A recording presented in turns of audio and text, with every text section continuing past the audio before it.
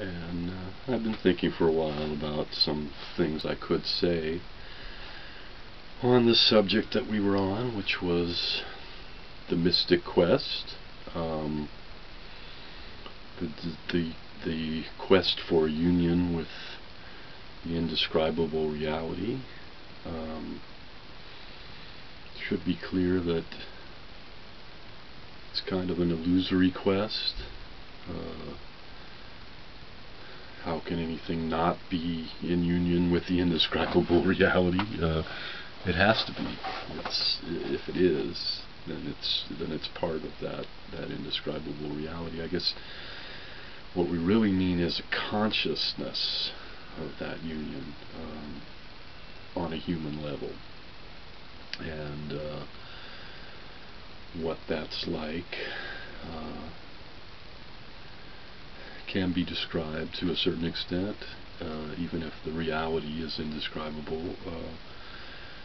Consciousness is all about communication on some level, and so let's communicate. This is a sort of a one-way kind of communication, and probably not that satisfying. And if anyone has any questions or would like to talk to me directly about any of this, then you can get in touch. It's perfectly easy to leave a comment on the YouTube and give me your email or whatever, and we can discuss it. Not that I can tell you how to achieve it. I don't know how those moments have happened to me, and that's the subject of this talk. Effort, practice, how to get there. I can't tell you. I think it's very individual. My own experiences have been fairly unique and not something that I came across in a book, or pretty much I find that it was grace, it was luck, it was just destiny, if you will. Things happened. It wasn't because I was deserving or worthy in some way, or because I had,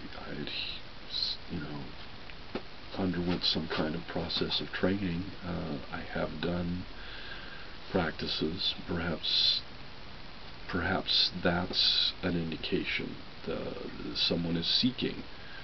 But there are cases of people who aren't seeking, who have these kinds of experiences. So I don't think that's the definitive answer. I can't say that effort has no effect, but I can't say that it has an effect.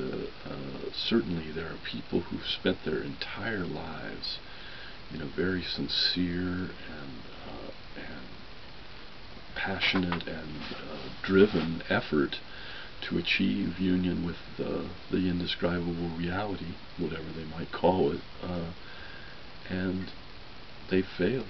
They've died without achieving it, or maybe they achieved it at the moment of death. But how can we know that? And then, like I say, there have been people who've experienced it without effort. But does that mean that effort is meaningless or worthless or unnecessary? I can't say. I think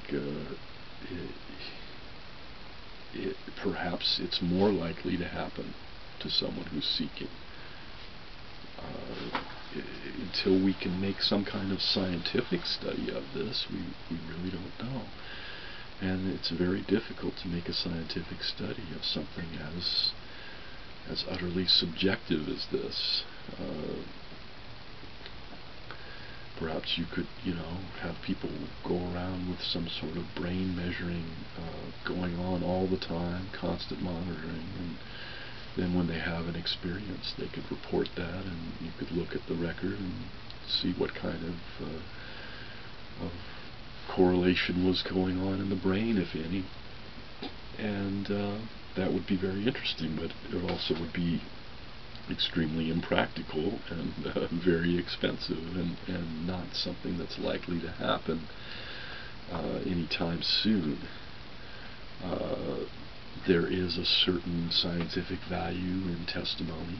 People always say, "Oh, it's just anecdotal." Well, that's a person who doesn't really know how science operates, because an accumulation of anecdotal evidence can lead to scientific discovery and to